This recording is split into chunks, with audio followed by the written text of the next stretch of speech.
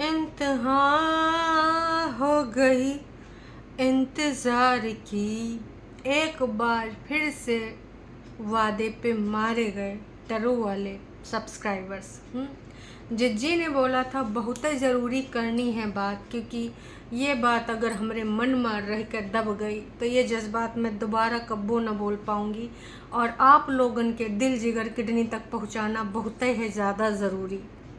लेकिन दर्शकों, न जाने का ऐसी आ गई मजबूरी कि हमार जिज्जी वो बातें नहीं बोल रही है, जज्बातें नहीं खोल रही है। इतना सब कुछ तो दूर की बात है भाई साहब, दुकान का शटर अभी तक बंद पड़ा है। कोई है? कोई है? हैं? कोई नहीं है भाई। अब का समझें हम, जो ज़रूरी बात थी, जो हम सुनना चाहते थे, अब कैसे सुनेंगे, कहाँ से सुनेंगे? अब आप ही लोग बताओ। हमको सुनना था ना, जिज्जी ने कहा था बहुत है ज़रूरी। अब ना कल से तो हम इंतज़ार कर रहे थे, लेकिन टरू वाले वो तो वैसे आँख भी नहीं भांज रहे हैं, ऐसे देख रहे हैं। अब इनकी आँखों से आंसू जैसे झरना बह रहे हैं, लेकिन कह रहे हैं हम जिज्जी की ज़रूरी बात सुन के रहेंगे।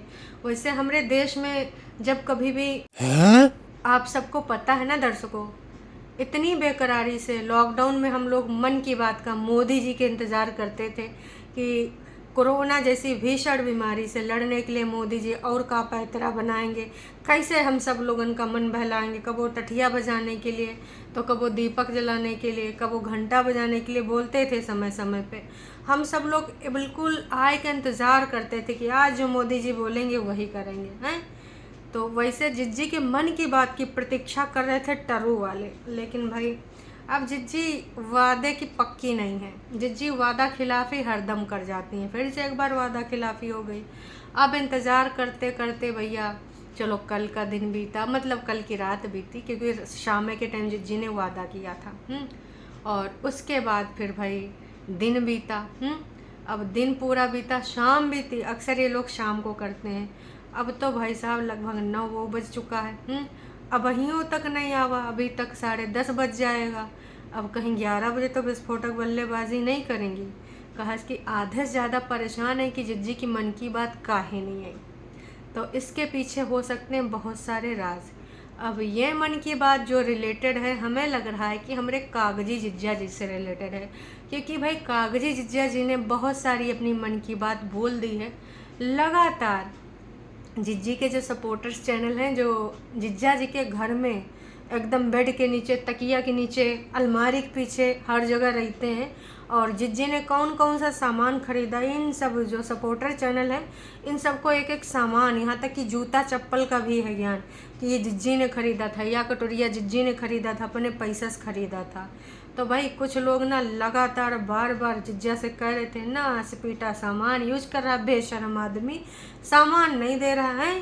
तो भाई साहब कुल मिला के इतने दिन से ये बात हम सब लोग सुन रहे हैं, लेकिन जब आज जिज्जा जी ने अपना बैठ के अपना वो दिया कागजी पति ने कि भाई जो सामान है वो सिर्फ 4 सामान है। हैं?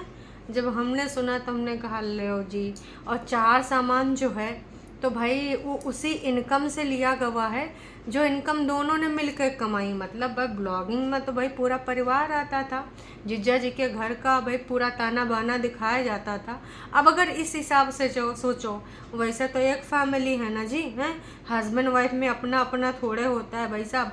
हमारे घर में, छोटे घर में, बड़े घर में, चाहे जैसे घर में, हर जगह पे यही प्रचलन है का कि भाई साहब ना हस्बैंड और वाइफ मिलकर पैसा कमाते हैं, फिर जो ज़रूरी चीज़ है उसके लिए ये सारी चीज़ें करते हैं, और फिर कहाँ पे कितना इन्वेस्ट करना है वो भी करते हैं। तो ये सारी चीज़ें करने के बाद जो बचत होता है वो एक किनारे साइड में रखते हैं कि फ्यूचर के लिए, या फिर बच्चों के एजुकेशन के लिए, बच्चों की शादी के लिए, भाई सब कुछ सोचना पड़ता है। लेकिन यहाँ पर तो ऐसी कहानियाँ नहीं थी, मतलब यू हमारा है यू तुम्हारा है, अलग था हस्बैंड वाइफ का वतला वाला सीन हमने कभी कतई नहीं देखा। तो फिलहाल तो मैं यही कहना चाहूँगी कि भाई ये जो बात हो रहा है, ये जो जज्बात हो रहा है, ये बहुत ही ज़्यादा बेकरार है।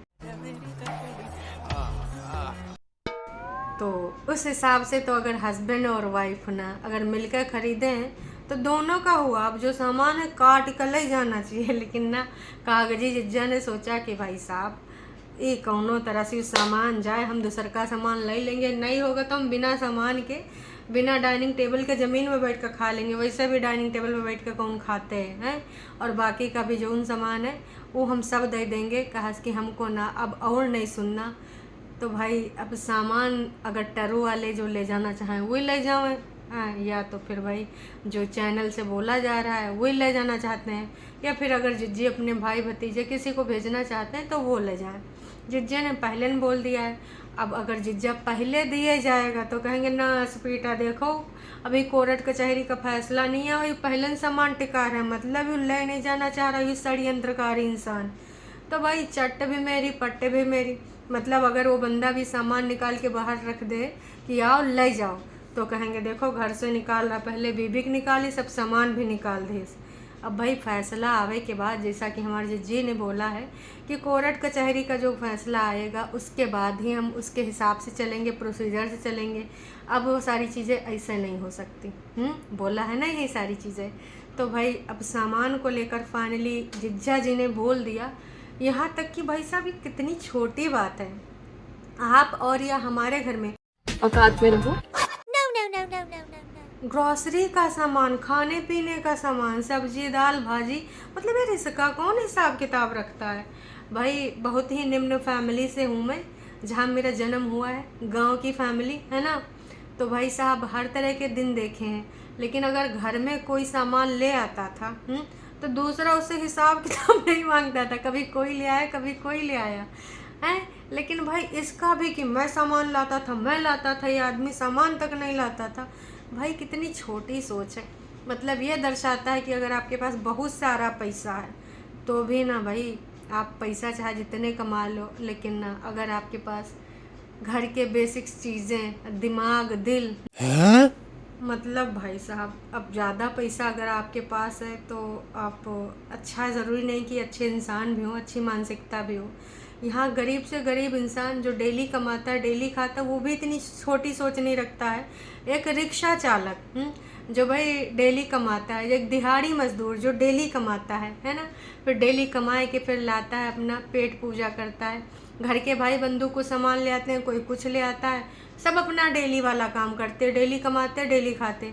वो लोग तक इतना नहीं कहते कि 10 रुपये तो दाल लाओ, 5 रुपये हम दूध लाएं भाई। लेकिन ये इनके यहाँ की जो सोच है, हमेशा मैंने इस चीज़ को बोला है कि भाई ऐसी कैसी सोच है, पति पत्नी एक होता, 1 यूनिट होता है, ये मेरा है ये तुम्हारा, ये तो होता ही नहीं है। मैंने बड़े से बड़े एग्जांपल्स देखे, छोटे से छोटे एग्जांपल्स देखे, बहुत हाई फाई लोग भी देखे हैं, सब एक यूनिट होके काम करते हैं, एक अकाउंट होता है। लेकिन यहाँ पर तो भाई अलग सा कहानी चल रहा है। हालांकि जब इन लोगों की कहानी शुरू हुई थी तो भी जो भी सामान आता था पता चल जाता था 2 जगह ग्रॉसरी पैक होता है, एक वो अपने मायके भिजवाती थी, एक यहाँ आता है। तो मेरे हिसाब से ये कोई गलत बात नहीं, अगर कोई लड़की अपने मायके के लिए करना चाहती है और वो खुद कमा के कर रही है तो इसमें किसी को बुरा लगने की भी ज़रूरत नहीं है।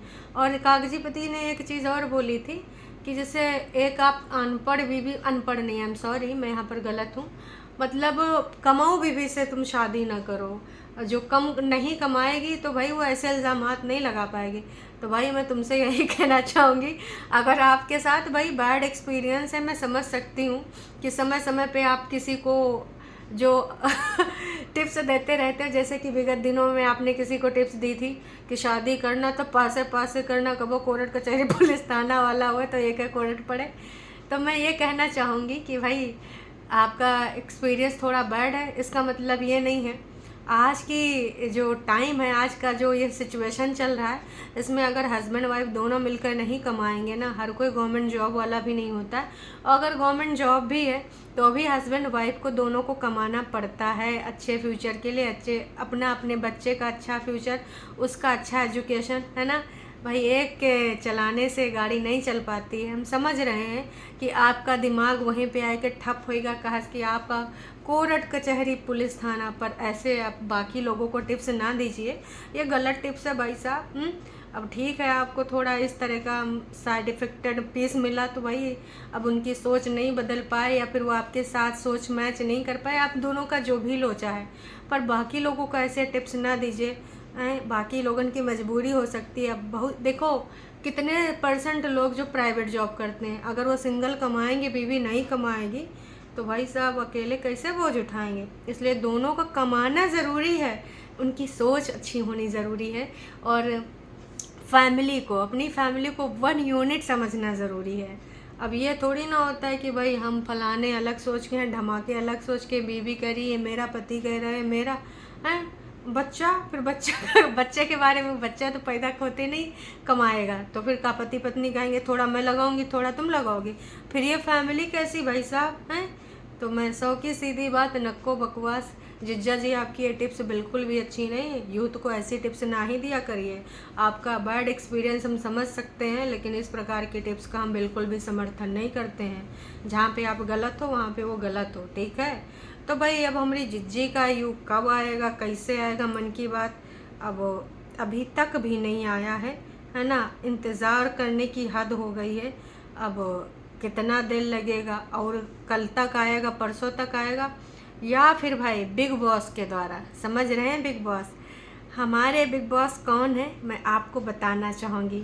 हमारे बग्गा बग्गी के बड़े जीजा जी, दीदी जी, नोना जीजा, बंटी उर्फ बबली, इन दोनों की जोड़ी शामत है। तो भाई बंटी और बबली के द्वारा जब कोई स्क्रिप्ट मिलेगी, आगे प्रोसीजर तभी बढ़ेगा। हालांकि हमारे बड़कन्नी जिज्जी ने भी कुछ बोल दिया है। उन्होंने बोला है कि भाई साहब प्लीज़ आपको हम बताए दे रहे हैं, stay away from that dot dot dash dash dash, ये बोला गया है कागजी पति के लिए कि सुन बहुत ज़्यादा हो रहा है, बहुत ही ज़्यादा 2-3 दिन से एकदम तड़फड़ाया जा रहा है, अब चुप कर जा अपनी जुबान है, इतना बोलेगा इतना मुँह खोलेगा, तेरा बहुत हो रहा है, इनसे ना दूर रहो, हमसे कोई पास आने की ज़रूरत नहीं है। तो अब यहाँ पर किससे दूर रहने के लिए हमारे जिज्जी ने, बड़कन्नी जिज्जी ने संदेश दिया है। अब दिया है संदेश हमारी जिज्जी की बातों के द्वारा, सामान के बारे में, छोटकन्नी जिज्जी के बारे में, उन सब चीज़ों का जिक्र ना कर, ये बोला है जिज्जी ने। वैसे हमारी जिज्जी नहीं बोलती है, लेकिन जब बोलती है तो फिर कतई नहीं छोड़ती है। एक बार अगर कंट्रोवर्सी हमारी बड़कन्नी जिज्जी ने शुरू कर दी तो फिर भाई लेने के देने पड़ जाएंगे। ऐसे कमज़ोर ना समझो। एक बार आपने दिवाली सीजन वाला रिप्लाई देखा है, 2 बहनों का रिप्लाई, जीजा साले का रिप्लाई, मम्मी और बिटिया का रिप्लाई, गाड़ी में बैठ का रिप्लाई, बड़के दामाद का रिप्लाई, बस गांव वालों का रिप्लाई आना बंद रह गया था। खैर उस सीज़न में भाई एकदम बहुत ज़्यादा डॉलर की भरमार हुई थी। तो अब आपको क्या लगता है, टरू वालों जाए कि आँख वाँख से आंसू पोछो और जाए खाना वाना खाओ पियो, अपना ये व्रत तोड़ो। कहस कि ना अभी हमार जिज्जी का जो है, जब तक स्क्रिप्ट नहीं मिलेगी, जिज्जी ने कल ज़्यादा भावनाओं में बोल दिया, लेकिन उधर से आए कि ना डांट पड़ गई। अब जब डांट पड़ी है तो ऐसा चुप हो जाएगी है। खैर देखो अब क्या होता है क्या नहीं होता है, पता चल ही जाना है। फ़िलहाल मैं कहना चाहूँगी अभी चलते चलते कि ये जो सारी चीज़ें कर रहे हो कृपया करके ना ही करो। घर की बातों को घर में रखो। जिज्जी हमारी मन की बातें करे से कोई फ़ायदा नहीं। तुम अपनी ज़िंदगानी में खुश रहो, तुम अपनी ज़िंदगानी में। और जो भी आपके वो जो सपोर्टर चैनल, उनसे बोल दो भाई आपके कटोरिया बर्तन से क्या मतलब है। आप पे लोग बोलते हो पर्सनल चीज़ों में घुस जाते, पर आपके जो सपोर्टर चैनल है पता नहीं कहाँ से कटोरिया बर्तन की डिटेल ले आते हैं। बड़ा कुंडलिनी जागृत है इन सब की, भाई क्या ही बताऊँ। बाकी बग्गी के लिए वाकई में यार बैड फील होता है। जिज्जी आपसे विनम्र निवेदन है, कृपया करके उसका थोड़ा टेक केयर करिए। आप सबसे एज में वो छोटी है और अभी वो ट्रिप से आई है। इस ट्रिप में वो बहुत थक गई, उसके चेहरे का हाल बेहाल है और पहले जैसी वो रही नहीं। तो प्लीज़ आप उसको टेक केयर करिए, उसको समझिए। आपको बहुत ही ज़्यादा प्यार देती है इतना सब कुछ होने के बाद। मैं समझ सकती हूँ उस बंदी का, उसके दिल में जो जज्बात हैं, वो सब कुछ अच्छे से हैंडल करके सब कुछ खुश रखना चाहती है। तो कृपया करके अगर आपको लगता है कि आपका कोई सपोर्ट नहीं किया, तो आप तो अच्छी ननद बनिए, अपनी उस भाभी का सपोर्ट करिए, क्योंकि वाकई में ना वो बहुत दिल की अच्छी। अगर दिल की अच्छी ना होती तो आपने जिस तरीके से उसके लिए भूमिका तैयार करी थी ना, आज भाई साहब ना कुछ अलग ही सीन होता, लेकिन वो दिल की एकदम धनी लड़की है, तो कृपया करके उसकी फीलिंग्स को समझिए। मैं आपसे विनम्र निवेदन कर रही हूँ। हमारे आपके बीच का कोई ऐसा लड़ाई झगड़ा दुश्मनी नहीं, बस विचारों का तालमेल नहीं से बैठ पाता है। लेकिन बग्गी को जब मैंने ऐसे देखा यार, वाकई में दिल से बैड फील हुआ। और बग्गे से विनम्र निवेदन है, उसको भारी सामान उठाने से भाई मेरे मना कर दे। कैसे यार वो सब उठा रही है, हैं? थोड़ा सा देख दाख लो। वो कोई महापुरुष नहीं है, महामानव नहीं है कि उसके अंदर बस 100 हाथियों का बल आएगा। पत्थर उत्थर उठाना भाई बिल्कुल सेफ नहीं है उसके लिए, समझ रहे हो ना। चलिए, बाकी दर्शकों, आप चैनल पे नए हैं तो चैनल को कर सकते हैं सब्सक्राइब। और अगर हमारी जिज्जी मन की बात लेके आती है तो हम आपको अपडेट लेके ज़रूर आएंगे। जिज्जी आपसे जो निवेदन करा, उम्मीद करते हैं आप एक्सेप्ट करेंगी ना।